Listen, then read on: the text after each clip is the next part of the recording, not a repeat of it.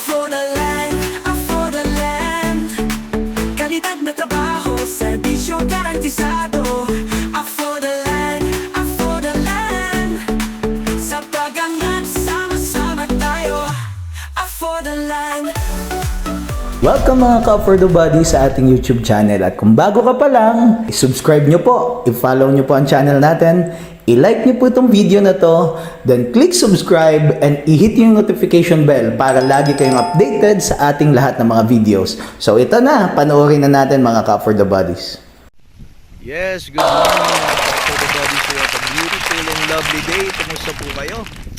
So ayan, nandito po tayo sa bayan ng Santa Elena at napakaganda po ng dagat natin ngayon. Ayan, ito po yung buhangin niyan po na Pebble Beach. Ano po? So napakaganda po ng property po na for sale po natin ngayon. So tara mga ka-For the Bodies, check po natin yung drone shot para makita nyo po yung kabuuan ng property. Yes, sobrang ganda po talaga ng property natin ngayon mga ka-For the Bodies, mga ka-farmland po natin. At binabati ko po yung mga subscriber po natin, mga YouTube followers po natin at yung mga masugid po natin na suki po dito sa For the Land. Kumusta po kayo? Sa Diyos po ang kapurihan ngayong araw at ipapakita ko po sa inyo yung ganda po ng property po natin ngayon. So ayan, as you can see, white beach po siya. Pebbles Beach po. And ang kagandahan po nito, totally po talaga protected area po ito. Ito po ay napakalinis, wala pong kalat yung area, talagang very virgin po. And titulado po yung property natin ngayon. Ang sukat po ng property po natin ay almost 3,000 square meter.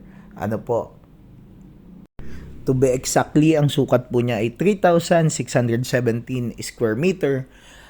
Ang kagandahan po nito, titulado po ito mga ka-For the Body. So, ang sukat po ng property ay talagang saktong-sakto po if you will be having a private resort or a resort. Kung gusto nyo po naman na residential place din po, residential resort for your family only, like what I've said, private nga po, private resort, ay saktong-sakto po yung sukat niya. Manageable po siya. And ang nagustuhan ko po talaga dito, yung presyo. Kasi alam naman po natin, we all knew that ang mga beach property po ngayon medyo expensive na po talaga. And talagang nagmamahala na ho dahil sa limitado lamang po ang bilang ng mga beaches in the whole Philippines. Kaya po talaga medyo tumataas na yung presyo. Ito po is a very affordable one. So, nandiyan po sa video description po natin yung details po ng property. At ang kagandahan po nito, accessible by the road po yung property ho natin. Pagpunta nyo po dun sa bayan ng Santa Elena, from Manila po, ang biyahe po natin will range around 6 hours po. Pag hindi traffic, pag medyo traffic naman po, umaabot ng 7 oras hanggang sa bayan ng Santa Elena. And mula sa town proper po, papunta dito sa property, this is only around 15 to 20 minutes po. Drive po, papunta sa property. Ang kagandahan ho ng farm property ho natin, ayan, nyugan po siya. Madaming nyugan, may mga puno din po, mga ilan-ilan po na fruit-bearing trees. Tapos may portion po siya sa likod na may konting fish pond po. Hindi naman po yung kabuuan ng fish pond po na makikita ninyo dyan sa likod ang pasok po sa property, bagkos a portion po.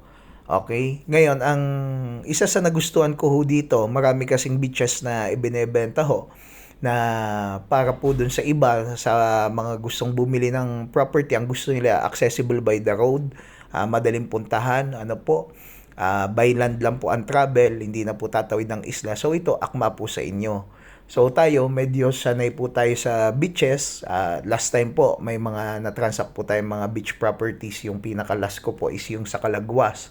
Ang ganda po talaga ng Calaguas, mga ka-For the Body. Sobrang ganda. Congratulations po ulit kay sir dun sa nakabili po sa Calaguas property. Ito po, kung ikukumpara ko po doon, ihahambing ko siya. White sand po ito. Ang Calaguas po, pebble sand, white sand din. So, almost the same po yung buhangin po niya. Ang kagandahan lang po nito, ito po ay accessible by the road. So, paunahan na lang po tayo mga ka-For the Body sa mga interested po dito. Ayan, makikita nyo po may mga ilan-ilan po na mga bakawan po sa harap. Yan po yung nagsisilbing tirahan po ng mga isda. Ng mga fingerlings ng isda. Kaya nga po, itong area na to ay mayaman po sa yamang dagat. Talagang Pagdating po dito, ang dami pa pong nahuhuling mga magagandang isda, yung mga bihira na po nating makita ngayon dito sa area na to, napakayaman pa po sa yamang dagat. Kaya po ito, dito sa barangay po na ito, talagang natutuwa po ako kasi talagang iniingatan po nila ang kanilang kalikasan.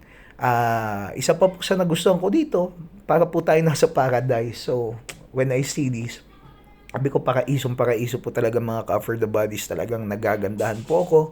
Walang tulak kabigan tong property po natin na ito. At saka titulado. So yun yung kagandahan po. Na-check na po natin, nakapag due diligence na po tayo, maayos po yung papel.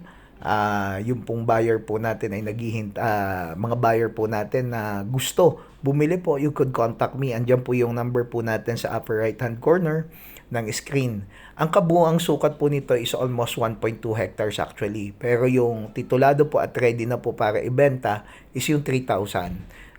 Yun na po yung pinaka-ready. So, yan po yung for sale as of now. Ngayon, ang nagustuhan ko po dito, isa pa sa property po natin na to, napakabait po nung mga may-ari. Napakadaling kausap. Yun nga lang po, ito po ay, alam ko, pag na-post po ito, madaming may interest. I don't know, baka abutin lang po ito ng 2 or 3 araw sa baka may magkagusto na po kasi matagal na po may mga naghahanap ng mga beach properties po dito po sa atin. Kasi bihira na po tayo makapag-post ngayon, gawa nga po ng napakamamahal na po ng mga beach property. So ito po ay affordable. Ayan, makikita nyo po may mga bangka pa po sa area. Tsaka yung white sand niya po talagang maganda, mga ka-for the body. So nagkaroon po tayo ng bird's eye view, aerial shot po para makita po natin kung ano po yung itsura ng property mula sa taas, kasi doon natin makikita yung ganda ng beach property na meron. So pinicturean ko po yung kahabaan, yung kabuuan po ng almost 1.2 hectares. Yung 3,000 po na available nandiyan po sa parteng dulo. If you're facing the beach, nasa parteng kanan po siya, yung property po na per sale. So ayan po, ipapakita ko po sa inyo yung location po ng property po natin. Ayan mga ka-farm lot po natin, for the bodies, yan po yung lot location ng property po natin and yung boundaries po niya. Na-plot po natin yan. Yung lupa po na nasa harap po, yan po ay easement po. And also, part of the property na din po yung magiging part ng property. Dahil easement nga po yan, kayo po yung makikinabang po dun sa easement po na nasa harap. So, bonus na po yan. Okay, so ito naman po yung property natin sa parteng likod po ng easement. Meron pong fish panda portion na maliit sa likod na nasakop. Nasa around, I think that will be around 20% of the property. So, yan po yung isanan po sa atin nung surveyor po natin, nung pinaplot po natin sa satellite image. So at least para magkaroon po kayo ng reference, makita po ninyo kung ano po yung itsura ng property po na for sale po natin. So mga ka-for the bodies, naway nagustuhan po ninyo ito pong property natin, and I'm looking forward po na kayo po yung mauna. Paunahan lang po ito kasi medyo mura po talaga ito. At kayo na po yung susunod po na magmay-ari ng isang napakagandang beach property dito po sa ating bansa. So, andito po yung number po natin sa upper right hand corner ng screen. Message nyo lang po kami. Kung hindi po ako makapag-response, possibly nasa field po yan, pero babalikan ko po kayo ng messages. Available po tayo sa Viber, WhatsApp, and also po sa mga gustong kumontak po, andito po yung mga contact details po natin. Sa muli, nagpapasalamat po ako sa lahat at tanging sa Diyos lamang po ang lahat ng kapurihan at tanging Kanya lamang. So mga ka for the body, see you po sa ating next video. So bye bye for now. God bless.